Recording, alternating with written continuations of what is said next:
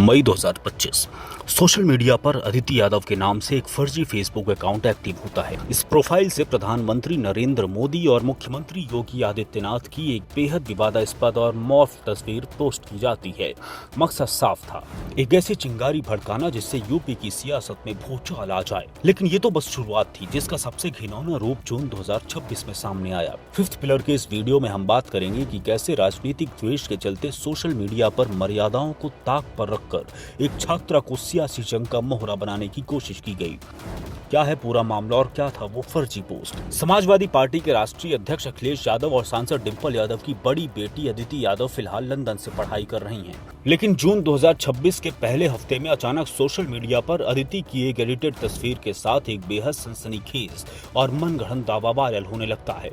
सबसे पहले भरत कुमार पटेल नाम की एक फेसबुक आईडी से एक पोस्ट किया जाता है। इस पोस्ट में अदिति यादव की एक लड़के के साथ तस्वीर लगाते हुए लिखा जाता है कि Aditi Yadav university college London में पढ़ाई करती हैं, इसीलिए कुछ दिन से लापता चल रही हैं। सूत्रों ने बताया कि वो घर से 7 करोड़ रुपए लेकर भाग गई हैं और अपने नाइजीरियन मित्र के साथ नाइजीरिया में रह रही हैं। अखिलेश यादव सरकार पर चोरी का आरोप लगा रहे हैं, जबकि उनके खुद के घर में चोर हैं। राजनीतिक विरोध अपनी जगह था, लेकिन एक युवा लड़की के चरित्र हनन का ये नैरेटिव देखते ही देखते इंटरनेट पर हवा पकड़ लेता है।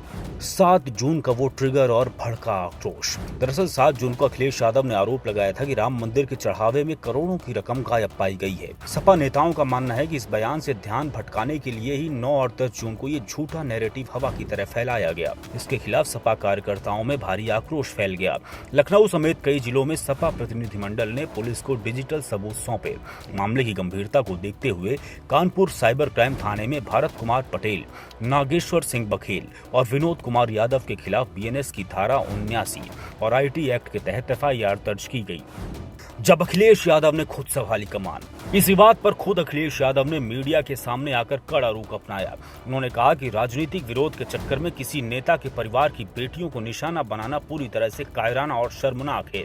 अखिलेश ने साफ किया कि उनके बच्चों के नाम से मेटा और एक्स पर कई फर्जी अकाउंट्स एक्टिव हैं, जिनका इस्तेमाल प्रधानमंत्री और मुख्यमंत्री की आपत्तिजनक तस्वीरें पोस्ट करके भ्रम फैलाने के लिए किया जाता है। अखिलेश यादव ने यह भी कहा कि मेरी इस बात को ही पुलिस आधिकारिक एफआईआर माने और मेरे बच्चों के नाम पर ये फर्जीवाड़ा करने वालों को तुरंत सलाखों के पीछे भेजे। सपा नेता शिवपाल सिंह यादव ने भी चेतावनी दी कि अगर पुलिस ने सख्त कदम नहीं उठाए और सपा कार्यकर्ता सड़क पर उतर आए तो राज्य में कानून व्यवस्था की गंभीर समस्या खड़ी हो जाएगी। इस पूरे मामले का सबसे हैरान करने वाला मोड़ तब आया जब अखिलेश यादव के सबसे कट्टर सियासी विरोधी कैबिनेट मंत्री ओम प्रकाश राजभर ने भी इस दुष्प्रचार की कड़ी निंदा की।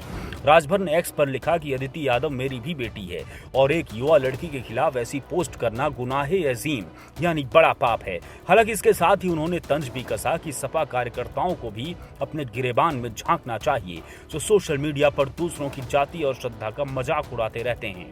अदिति यादव का भले ही राजनीति से कोई सीधा वास्ता नहीं रहा है और न ही समाजवादी पार्टी में उनके पास कोई आधिकारिक पद है, लेकिन जब जब परिवार पर राजनीतिक संकट आया या चुनावी रणभेरी बची, वो एक बेटी का फर्ज निभाने के लिए हमेशा जमीन पर उतरी हैं।